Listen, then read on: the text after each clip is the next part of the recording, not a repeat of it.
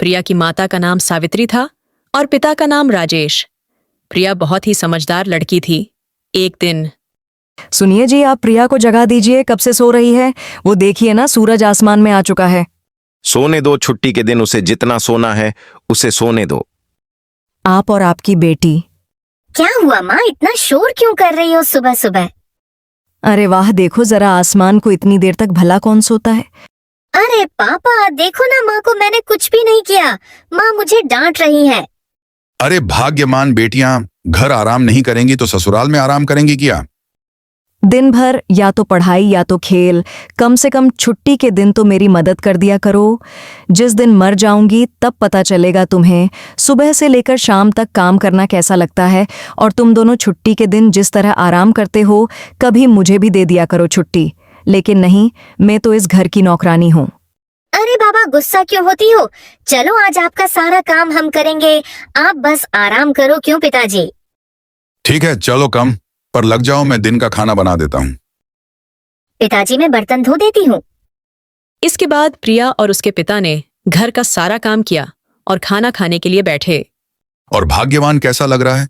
कुछ तो होना, तुम गुस्सा ना किया करो। बिना गुस्से के ये सब कर दिया करोगे तो गुस्सा करने की नौबत ही नहीं आएगी। अरे माँ, अब से आपकी छुट्टी के दिन में मदद कर दिया करूंगी, ठीक है?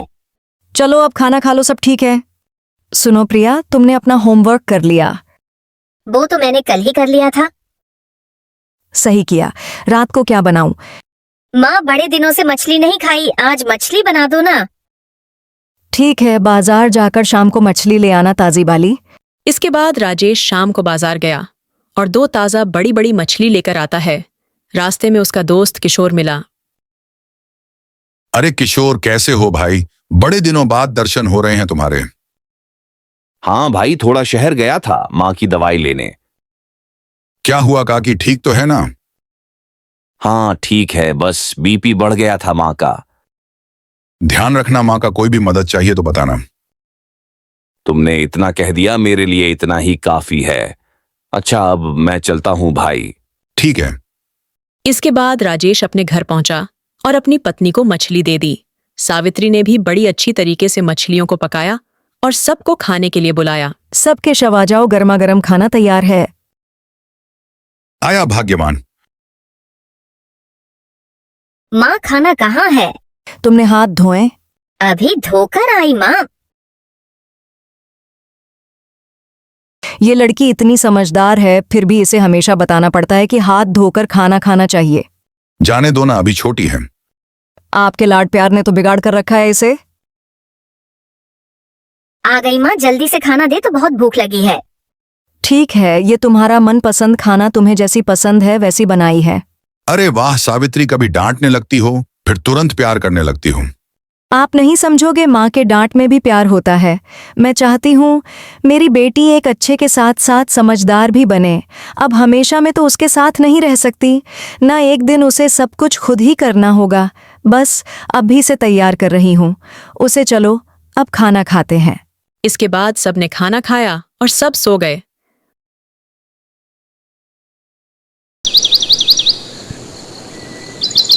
अगले दिन जब सब लोग उठ गए तो राजेश ने देखा कि सावित्री अब तक सोई है। सावित्री क्या हुआ? तबीयत तो ठीक है तुम्हारी सावित्री? सावित्री की ऐसी हालत देखकर राजेश ने जल्दी वेद को बुलाया। वेद ने कहा, बेटा सावित्री अब इस दुनिया में नहीं रही, तुम उसकी अंतिम संस्कार की तैयारी करो। शरीर को इस तरह से रखने से सड़ जाएगा। हमारी सावित्री को क्या हुआ? ईश्वर, इस उम्र में उसके साथ ऐसा नहीं होना चाहिए था। उसकी छोटी सी बेटी का क्या होगा? अब वह बिन माँ की बेटी कैसे रहेगी? माँ तुम्हें किया हुआ, आंखें खोलो ना माँ। उसके बाद सभी लोग सावित्री को लेकर उसका अंतिम संस्कार किया। बेटा कुछ खा ले, कब तक इस तरह ऐसे बैठी रहेगी? माँ को क्या हुआ था पिताजी? कल ही तो माँ इतना खुश थी, उन्होंने मेरे लिए मछली भी बनाई थी। भला रात ही रात में उनको क्या हो गया पिताजी? मुझे नहीं पता बेटा, तेरी माँ के जाने के बाद मैं भी दुखी हूँ, पर मैं भी नहीं जानता कि अब मैं क्या करूँ। ये खा ले क्रिया। आप भी खाना खा लो पापा। रात को दोनों जनों ने खाना खाया और सो गए।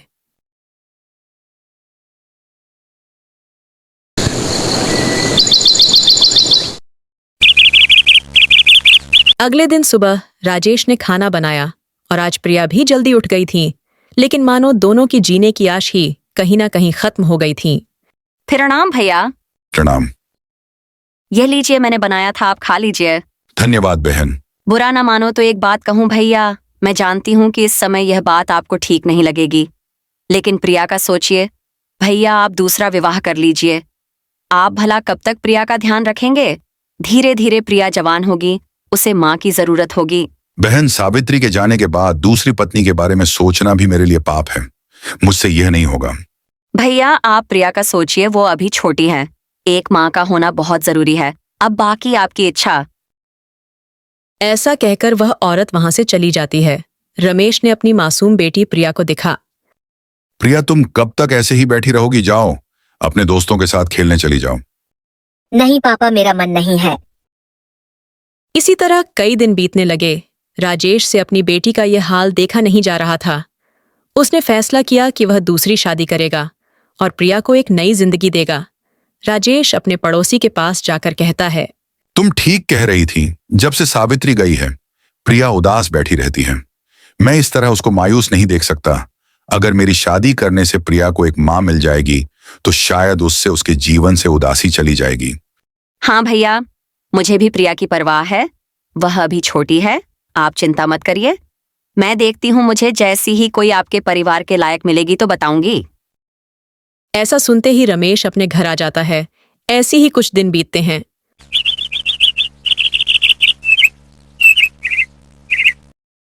भैया, मैं आपके लिए रिश्ता ढूंढ लाई हूँ, आप उसे देखने चले जाइए, क्या पता बात बन जाए। उसके बाद राजेश नीलम नाम की स्त्री को देखने चला गया। घर परिवार वालों की सहमति से वह नीलम नाम की स्त्री से विवाह कर लेता है।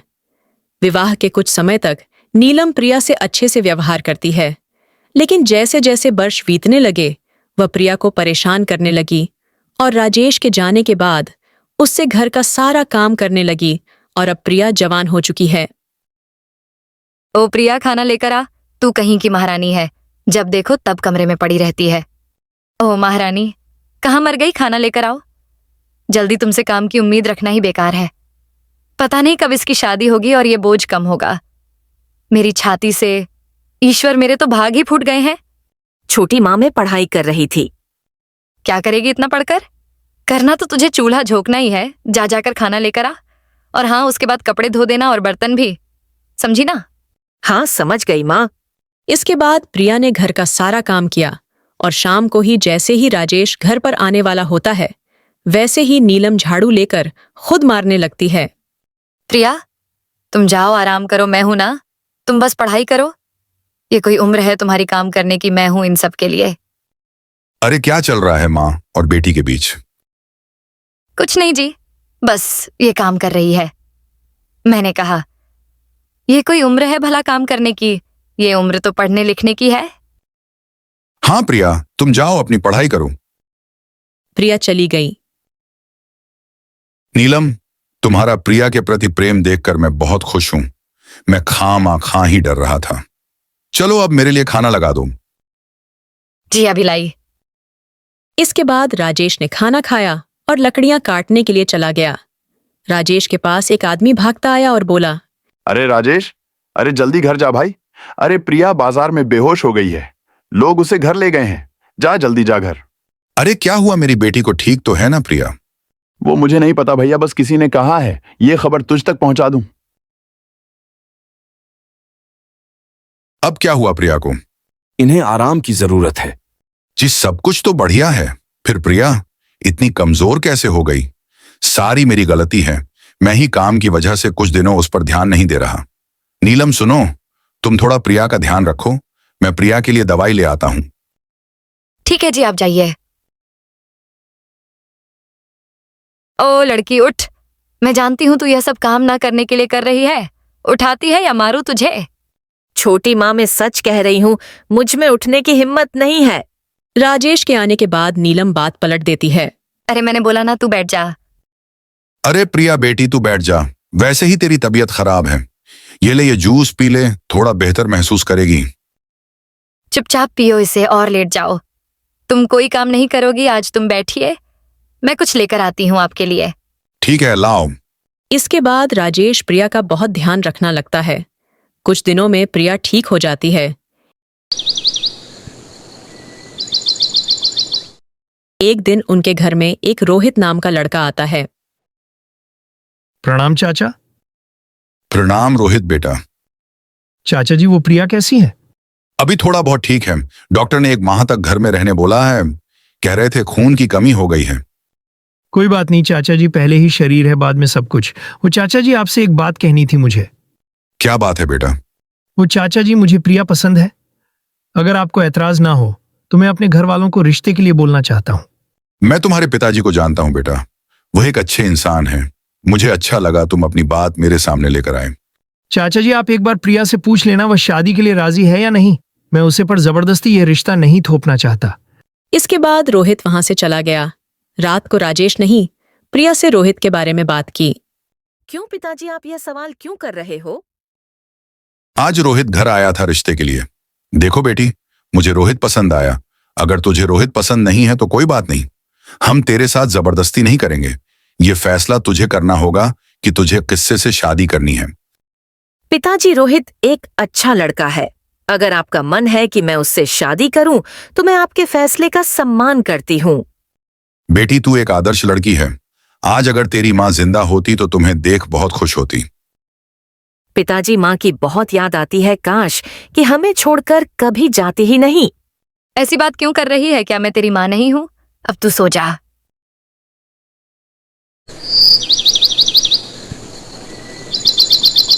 अगले दिन रोहित के घर वाले रिश्ता लेकर प्रिया के घर आ जाते हैं।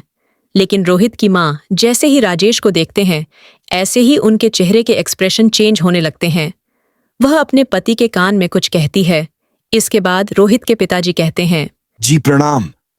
प्रणाम, आइए अंदर बैठिए। जी, मुझे थोड़ा काम याद आ गया। मुझे जल्दी जाना होगा वरना नुकसान हो जाएगा। हम किसी और दिन आएंगे। जो भी होगा हम तुम्हें बताएंगे। चलो बेटा, हम आते हैं और दिन। लेकिन पिताजी। बेटा, समझ काम जरूरी है, वरना मैं ऐसे थोड़ी जाने को कहती। इसके बाद वह सब लोग वहां से चले जाते हैं।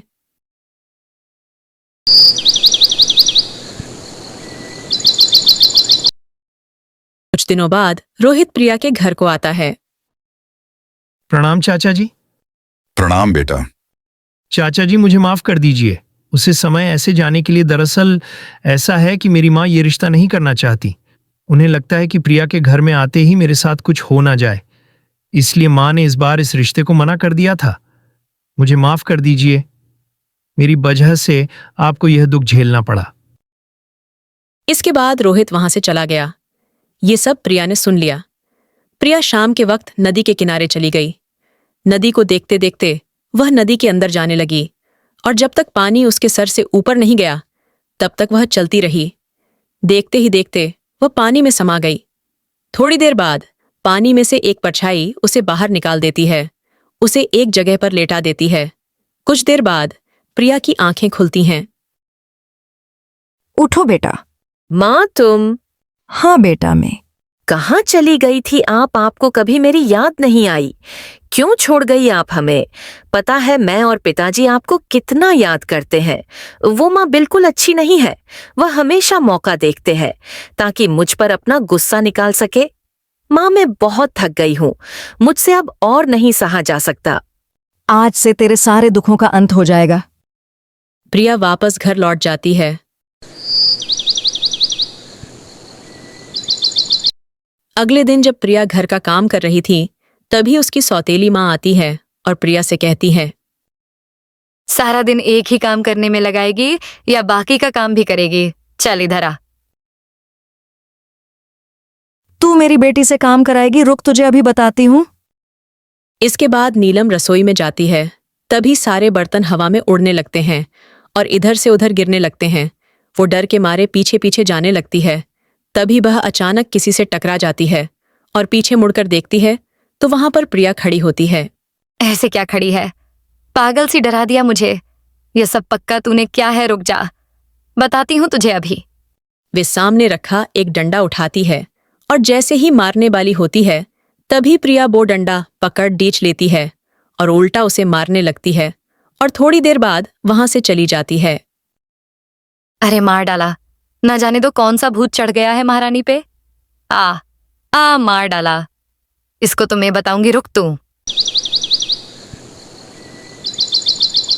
इसके कुछ दिनों बाद प्रिया थककर जंगल से आती है। तभी उसकी सौतेली माँ उसे देख लेती है और रसोई घर में बचा कुचा सारा खाना छुपा देती है। उसके लिए कुत्ते को दिया खाना वहां से उठाकर रसोई घर में रख देती है और छुप जाती है। इसके बाद प्रिया खाना खाने के लिए जैसी बैठी है, प्रिया को गुस्सा आने लगता है और वह तभी अपना हाथ उठाती है और उसकी सौतेली माँ हवा में उड़ते हुए उसके सामने आ जाती है। तू ऐसे नहीं सुधरेगी ना, कुत्ते का खाना खिलाना चाहती है? रुक, अभी बताती हूँ। इसके बाद प्रिया नीलम को ठूस ठूस कर सारा खाना खिला देती है। उसके बाद प्रिया वहां से चली जाती है। नेहा प्रिया की हरकतों से बहुत परेशान हो जाती है। मैं समझ गई हूँ, इसके शरीर में कोई भूत घुस गया है। इसके बाद प्रिया की सौतेली माँ नीलम एक तांत्रिक को बुलाकर लाती है। अथरा बथरा भूतों का राजा, यह तांत्रिक छतरा, कहाँ है वह भूतनी? उसकी छोटी पकड़कर इस घर से बाहर फेंक दूंगा। सामने आ चुड़ैल, क्या हुआ, डर गई? मेरे सामने आ। मेरा जितना वक्त खराब करेगी उतना पछताएगी। अच्छा, मेरी छोटी पकड़ेगा, फेंकेगा ना तू मुझे? तुझे ऐसा सबक सिखाऊंगी, पूरी जिंदगी भर तू आज के दिन को याद रखेगा। प्रिया तांत्रिक को पकड़ पकड़ कर मारती है। उसके बाद तांत्रिक वहां से भाग जाता है और नीलम वहां पर अकेली रह जाती है। जैसे ही नीलम वहां से भागने लगती है, दरवाजा अपने आप बंद हो जाता है और प्रिया के शरीर से उसकी माँ की आत्मा निकलकर नीलम को बहुत मारती है।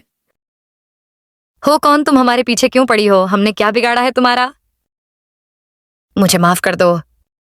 माफ कर दूं तुझे? क्या लगता है वह सब मैं भूल जाऊंगी? तू भी वह दर्द सहेगी जो मेरी बेटी ने शाह समझी। तुझे भी पता चले कैसा लगता है दर्द होने पर। उसी समय प्रिया को होश आ जाता है। छोड़ दो उन्हें। हम किसी को सजा तो दे सकते हैं, लेकिन बदल नहीं सकते। जिन्हें बदलना होता है वह खुद बदल जाते हैं। मारपीट कभी किसी को नहीं बदलती। माँ, बोल, फिर से करेगी? नहीं, मैं सच में नहीं करूंगी। मैंने जो भी किया मुझे उसके लिए माफ कर दो। माँ, मैं यह लड़ाई झगड़ा और नहीं देखना चाहती। लोगों को लगता है माँ मेरी वजह से चली गई। एक लड़के ने मुझसे शादी करने के लिए मना कर दिया क्योंकि उसके परिवार वालों को लगता है कि मेरे उनके परिवार में आने से उसके घर वालों को खतरा होगा। छोटी माँ को लगता है वह मेरी वजह से माँ ही नहीं बनी। जब सबके दुखों की वजह मैं हूं तो मेरा जीने का क्या फायदा? नहीं बेटा, ऐसी बातें मत सोच। इस दुनिया में जिसके साथ कोई दुख होता है उसका कुछ ना कुछ कारण होता है। भले ही उस वक्त कोई कारण समझ ना आए, लेकिन एक दिन जरूर समझ आ जाता है। मुझे माफ कर दे प्रिया। तुम्हारे पिताजी नहीं चाहते थे कि तुम्हारे हिस्से का प्यार किसी और को मिले, इसलिए उन्होंने दूसरे बच्चे के लिए सोचा भी नहीं। माँ, न बनने की वजह से मेरी तकलीफ तुम्हारे लिए नफरत में बदल गई। मुझे हमेशा मेरा दर्द तो दिखा, लेकिन तेरा दर्द नहीं देख पाई। एक मौका देगी मुझे? इसके बाद प्रिया की माँ प्रिया को आशीर्वाद देकर वहां से चली जाती है। दोस्तों, इसके बाद नीलम प्रिया को कभी भी परेशान नहीं करती और उसके हमेशा अपनी सगी बेटी मानकर जीने लगी। अब हम अगली कहानी की ओर बढ़ते हैं। है इसबर, यह क्या हो गया? इतनी मेहनत से कमाया हुआ धन एक रात में चोरी हो गया है। इसबर, मैं क्या करूं? रामू, ये क्या हो गया भाई? तुम्हारे घर चोरी कब हो गई? ये सब हुआ कैसे? ये सारी बात बगल में खड़ा हुआ किशन सुन लेता है और दौड़ा दौड़ा अपने दोस्त मंगरू के घर जाता है। मंगरू उसे देखकर बोलता है, अरे किशन, आज सुबह सुबह तुम्हें अपने दोस्त की याद कैसे आ गई? तुम इतनी सुबह यहाँ क्या हुआ भाई? क्या बात हो गई? अरे मंगरू, क्या तुम्हें पता है हमारे गांव में चोरी हुई है? वह बेचारा रामू है ना, उसके घर किसी ने चोरी कर ली है और उसका सारा धन चुरा लिया है। क्या सच में? मुझे तो इस बारे में कुछ नहीं पता। मुझे बस अभी तुमसे ही पता चल रहा है। अच्छा तो मंगरू, कल रात को तुम कहाँ थे? अरे किशन, मैं तो अपने घर ही था, पर तुम यह क्यों पूछ रहे हो? अब ज्यादा होशियार बनने की कोशिश मत करो। मैं तुम्हें बचपन से जानता हूं। अब तुम मुझसे झूठ नहीं बोल सकते। सच सच बताओ, यह सब तुमने ही किया है ना? क्यों करते हो? तुम ऐसे काम में तुम्हें कितने दिन से एक ही बात समझा रहा हूं कि यह सब गलत है। किसी और की मेहनत की कमाई ऐसा चुराना अच्छी बात नहीं है, और मैं चाहता हूं कि तुम भी ईमानदारी की जिंदगी जियो।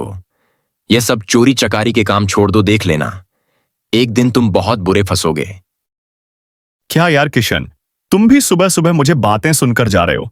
तुम तो अच्छी तरह से जानते हो मुझे मेहनत के काम नहीं होते हैं। मुझे मेहनत करना बिल्कुल पसंद नहीं।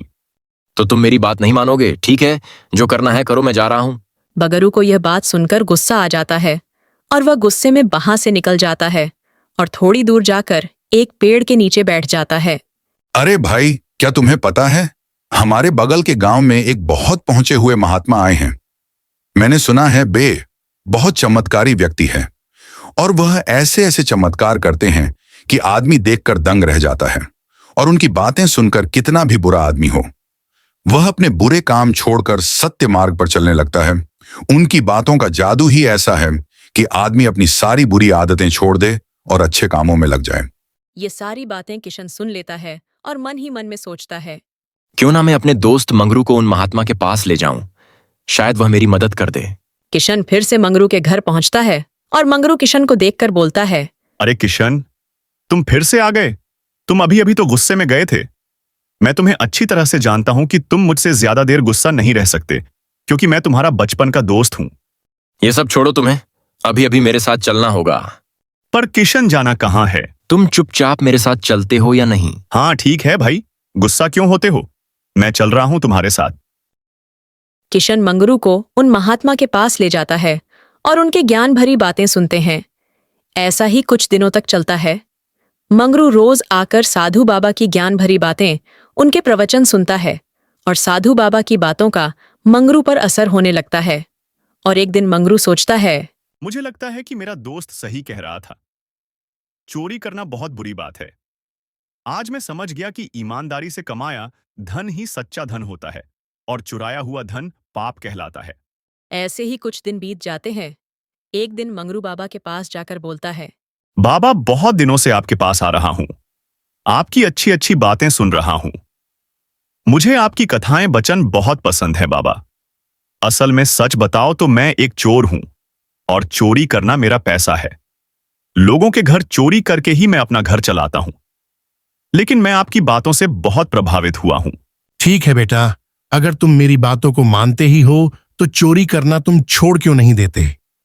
मैं क्या करूं बाबा, मुझे दूसरा काम नहीं आता और मैं चोरी अब से नहीं वर्षों से करता आ रहा हूं और मुझे उसकी आदत हो चुकी है। इसलिए मुझे कोई दूसरा काम नहीं आता। मुझे ना खेती आती है, ना ही कोई मेहनत मजदूरी। मुझे तो बस चोरी की आदत सी हो गई है, तो मैं चोरी कैसे छोड़ दूं? बेटा, तुम मेरी एक बात मानो, कुछ दिनों तक मेरे आश्रम पर ही रुक जाओ और यहीं कुछ दिन रहो। आश्रम के काम में हाथ बढ़ाओ और कुछ ही दिनों में तुम चोरी छोड़ दोगे। ऐसे ही कुछ दिन बीत जाते हैं। मंगरू साधु बाबा के पास रहने लगता है और उनकी सेवा करता है। कुछ ही दिनों में मंगरू सुधर जाता है। उसमें बदलाव आने लगते हैं। अब मंगरू पहले जैसा नहीं रहा। साधु बाबा उसके ऐसे व्यवहार से बहुत खुश होते हैं और उसकी सेवा से बहुत प्रसन्न होते हैं। एक दिन साधु बाबा बोलते हैं, बेटा, मैं तुम्हारे इस स्वभाव से बहुत खुश हूं। मुझे अब जाना होगा। मैं एक साधु हूं और साधु का कोई एक ठिकाना नहीं होता। मुझे अब दूसरी जगह जाना होगा और जाते जाते मैं तुम्हें कुछ देना चाहता हूं। मांगो, तुम्हें क्या मांगना है? बाबा, आपके पास जो पशु पक्षियों की बोली समझने की शक्ति है, मैं वही चाहता हूं। आप कृपया कर बस मुझे वह शक्ति दे दीजिए, मेरी बड़ी मदद हो जाएगी। ठीक है बेटा, मैं तुम्हें वह शक्ति दे देता हूं, पर उसका उपयोग कहीं लालच के लिए मत करना, वरना तुम्हारा सर्वनाश हो जाएगा। ठीक है बाबा, आपका बहुत बहुत धन्यवाद। इतना कहकर बाबा वहां से चले जाते हैं और मंगरू भी अपने घर चला जाता है और सबसे पहले जाकर अपने मित्र कीसन से मिलता है। अरे मंगरू, इतने दिनों से कहाँ था? मैं उन्हें बाबा के पास गया था, जिन बाबा के पास तुम मुझे लेकर गए थे। मैं इतने दिनों से उन्हीं के पास था। आज तुम्हारी वजह से मैं एक अच्छा इंसान बन पाया हूं। तुम उसे दिन मुझे वहां नहीं लेकर जाते तो मेरी जिंदगी आज भी वही होती। लेकिन मैं अब पूरी तरह से बदल चुका हूं। मैंने चोरी करना छोड़ दिया है। अब मैं भी तुम्हारी तरह मेहनत करूंगा और धन कमाऊंगा। अरे ये तो बहुत अच्छी बात है। मंगरू दूसरे के खेतों में जाकर मजदूरी का काम करने लगता है। देखते ही देखते कुछ दिन बीत जाते हैं और मंगरू एक मेहनती इंसान बन जाता है और अब वो किसी की चोरी नहीं करता है। दोस्तों, अगर आपको हमारी ये वीडियो पसंद आई हो तो अभी चैनल को सब्सक्राइब करें और वीडियो को लाइक करें और बेल आइकन दबाना ना भूलें।